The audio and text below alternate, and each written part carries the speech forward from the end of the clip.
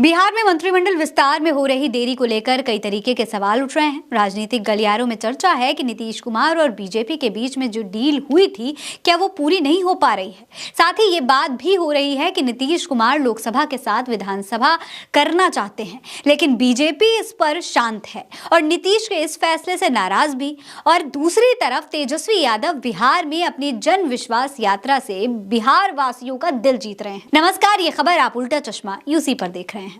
बिहार की राजनीति इन दिनों बहुत उलझी हुई है। नीतीश चाचा तेजस्वी यादव का साथ छोड़कर बीजेपी के साथ तो चले गए, पर अब बीजेपी के लोग ही उनसे नाराज होने लग गए हैं। वहीं जेडीयू की बात करें तो उनके मुताबिक राजनीति को रास्ता नहीं मिल पा रहा है, क्योंकि जब जेडीयू ने बीजेपी का दामन पकड़ा था तो इन दोनों के बीच एक शर्त हुई थी, वो ये कि लोकसभा और विधानसभा का चुनाव एक साथ हो। पर अब इस चीज से भारतीय जनता पार्टी मुकर रही है। दोस्तों, राजनीतिक गलियारों में इस बात को लेकर अक्सर चर्चा होती रहती है कि बिहार के मुख्यमंत्री नीतीश कुमार को पहले नंबर की पार्टी से तीसरे नंबर की पार्टी बनने की कसम तो थी ही।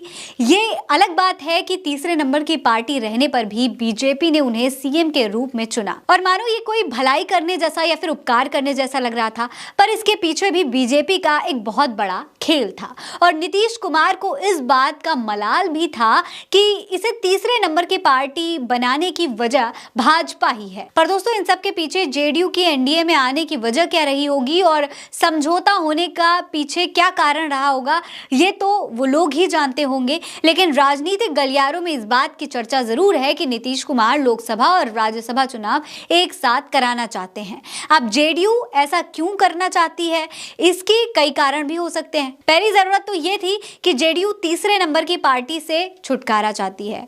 दूसरी बड़ी बात यह थी कि नरेंद्र मोदी के चेहरे और राम लहर में चुनावी बेड़ा पार भी करना चाहती है। लोकसभा और विधानसभा चुनाव साथ साथ होने से 2029 तक नरेंद्र मोदी पीएम रहेंगे, तो नीतीश कुमार भी अगले 5 सालों के लिए सीएम रहेंगे। एक बड़ा कारण यह भी है कि जेडीयू के भीतर यह अविश्वास भी है कि 2025 के विधानसभा तक हालात कितने ठीक रहेंगे भी या नहीं।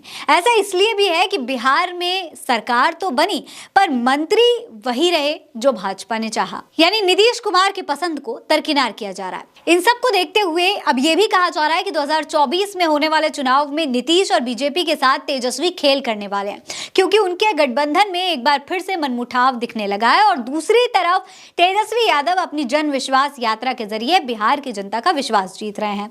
वो जिस भी क्षेत्र में जाते हैं वहां पर लाखों की संख्या में उनके समर्थक उनको मिलते हैं, भीड़ उमड़ पड़ती है। अब इन सबको देखते हुए यही लग रहा है कि बिहार में तो खेल होगा ही, और नीतीश कुमार न इस पार के रहेंगे और न उस पार के।